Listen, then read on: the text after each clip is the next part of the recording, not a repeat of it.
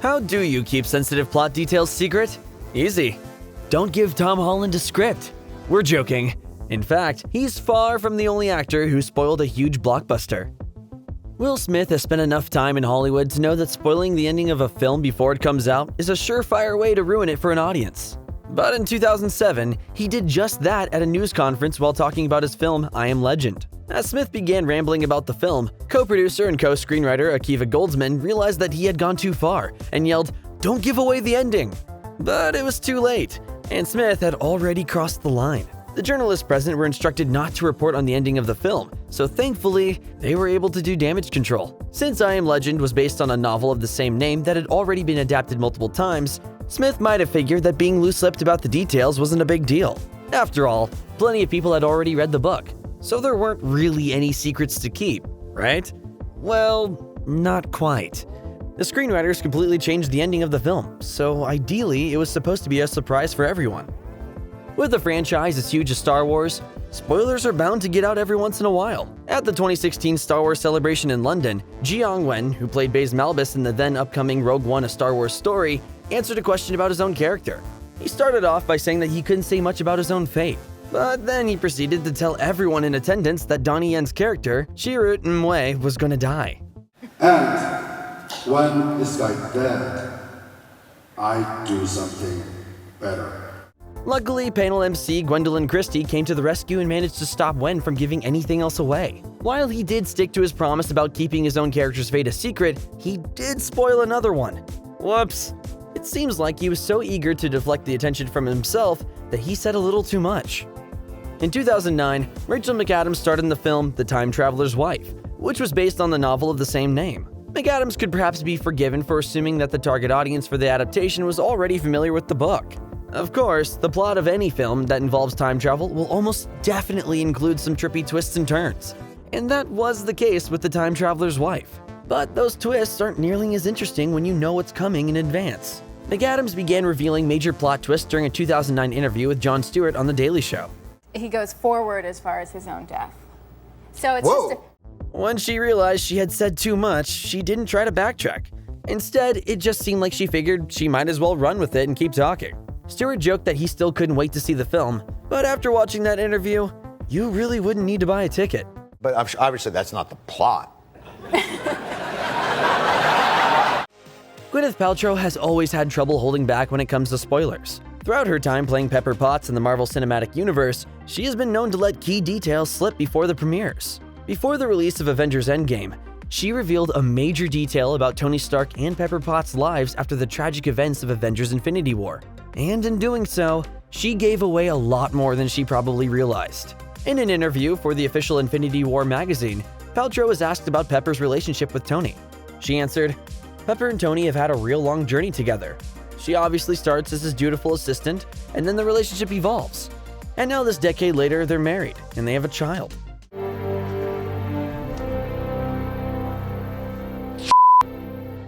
Yeah, that last part was a big spoiler for fans eagerly awaiting Endgame. At the time, Pepper and Tony were a galaxy apart following the events of Avengers Infinity War and had only briefly talked about having children. So you woke up and thought Naturally. that we were... Expecting. Yeah, Yes? no.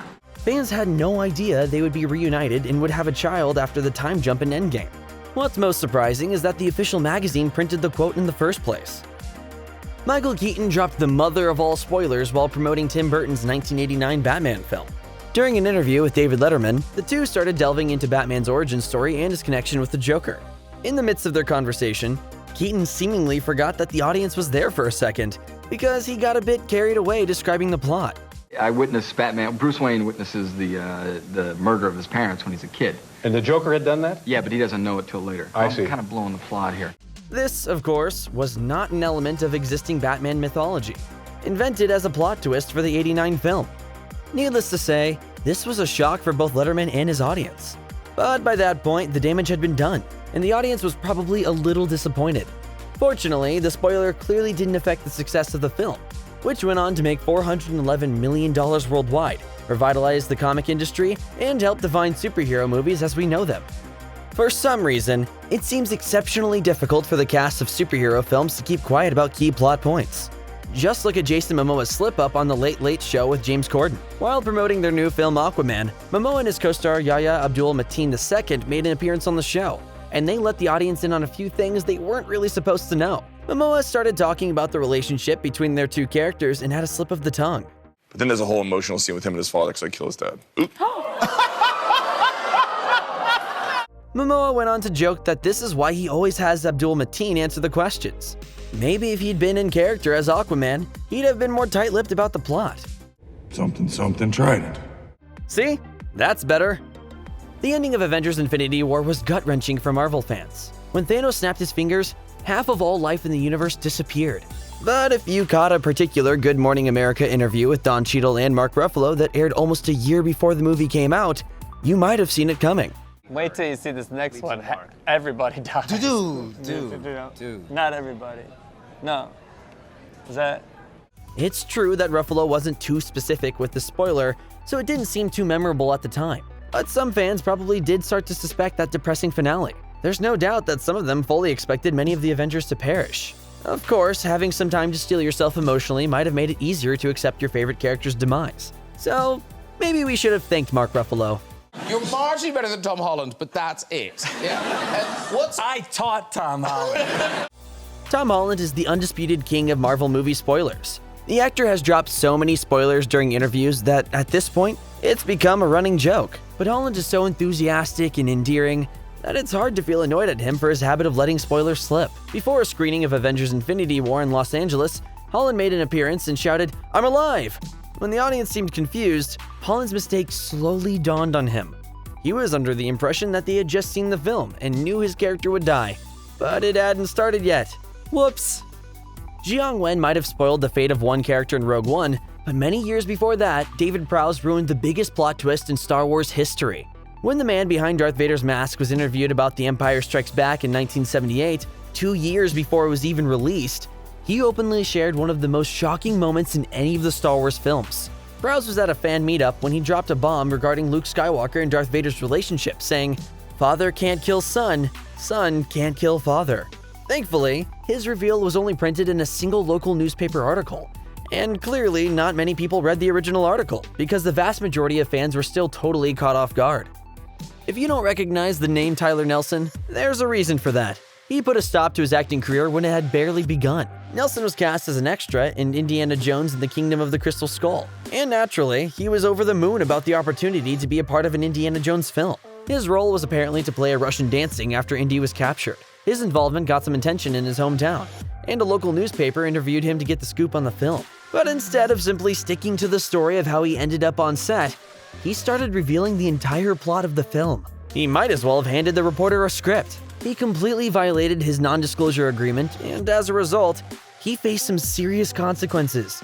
Once word got back to the studio that Nelson had blabbed, Steven Spielberg's spokesman, Marvin Levy, commented, "Who knows whether that particular person will ever work in this town again." Nelson was promptly cut from the film, and his mistake appears to have cost him a future in acting. Spider-Man: No Way Home features several returning actors from prior films in the franchise, including Tobey Maguire and Andrew Garfield as returning Spider-Man. You okay? Oh, it's my back. It's kind of stiff from all the swinging, I guess. While Marvel's attempts at keeping a lid on the film's biggest comebacks were always going to be tough considering how many people were involved, Alfred Molina did them no favors.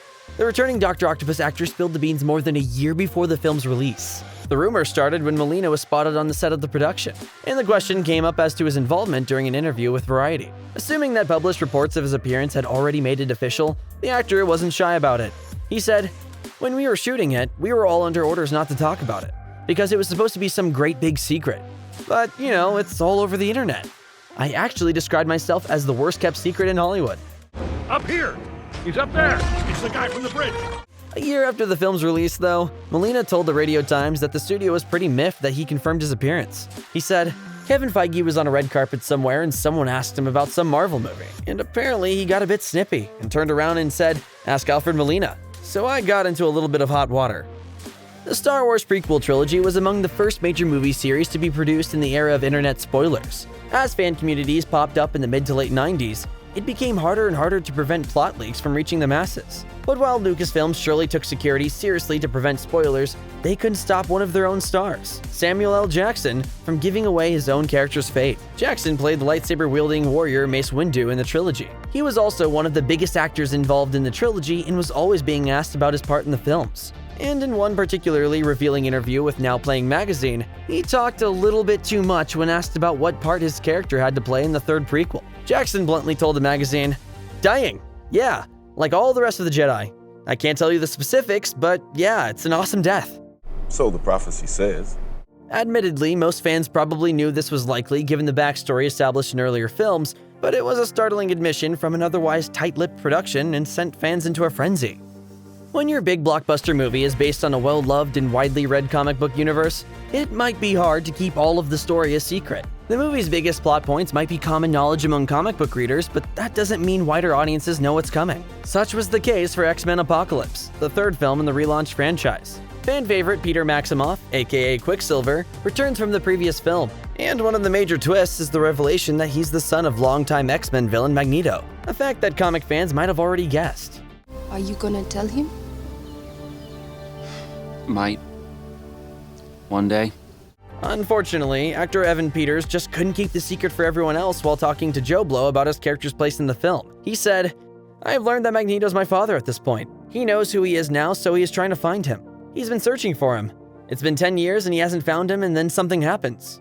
Ultimately, of course, X-Men Apocalypse wasn't the popular, acclaimed blockbuster that the previous films had been, and the spoiled revelation wasn't something that wound up ruining the movie. Thankfully, though, Peters remained much more tight-lipped when it came to his return in Marvel's WandaVision in 2021.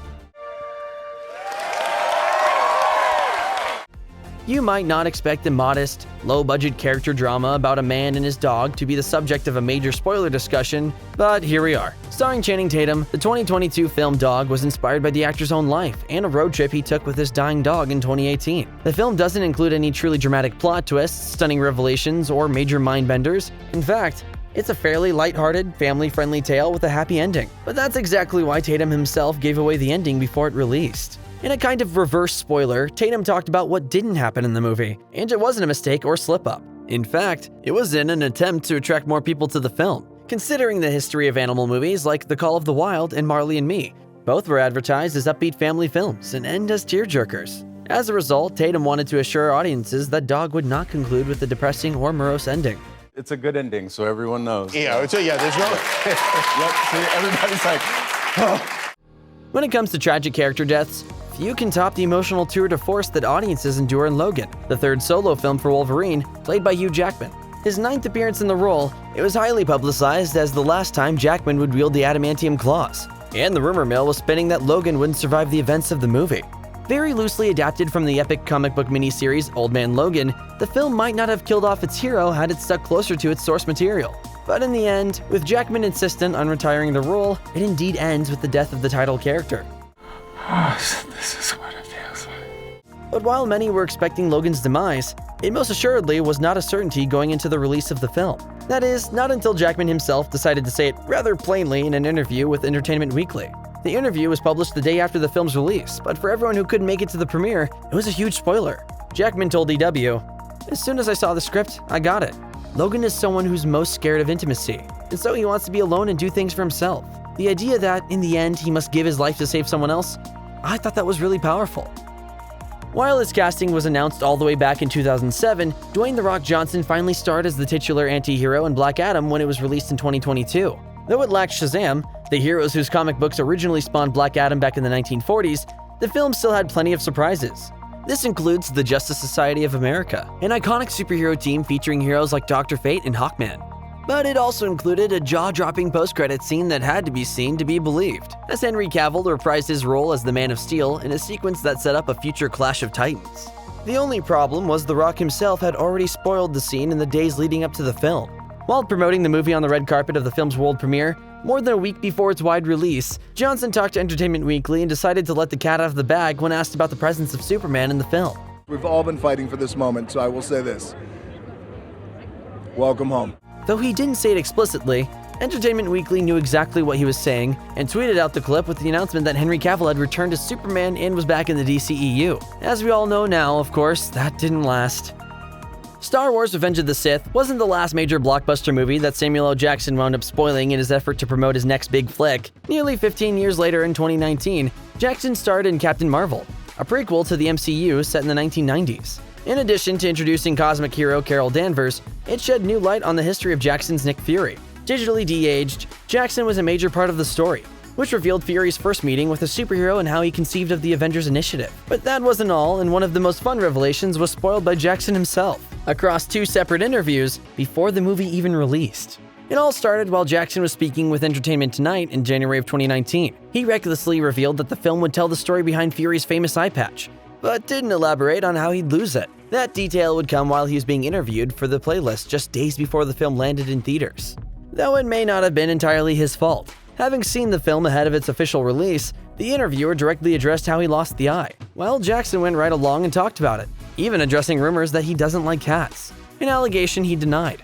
I'm gonna keep giving him all the loves and hugs that he needs. At the time of its rollout, one of the biggest stars in Phase 1 of the MCU was Natalie Portman in 2011's Thor. The A-list actor had just won an Oscar earlier that year and starred opposite Chris Hemsworth as Jane Foster, a scientist who discovers the Asgardian prince after he's banished to Earth. But following a bad experience on the sequel, Thor: The Dark World, Portman swore off working for Marvel. Some years later, the prospect of working with the director Taika Waititi was enough to lure her back to the MCU for Thor: Love and Thunder. But in her excitement, she also spoiled a major plot twist before the movie came out. While it was well known thanks to trailers that her character Jane Foster would be given the powers of Thor, what audiences who weren't comic readers probably didn't see coming was that Foster is stricken with terminal cancer, and her powers allow her to stave off her own death. Unfortunately, Portman went a little too far in talking about all that while speaking with Hindustan Times while promoting the film a month early.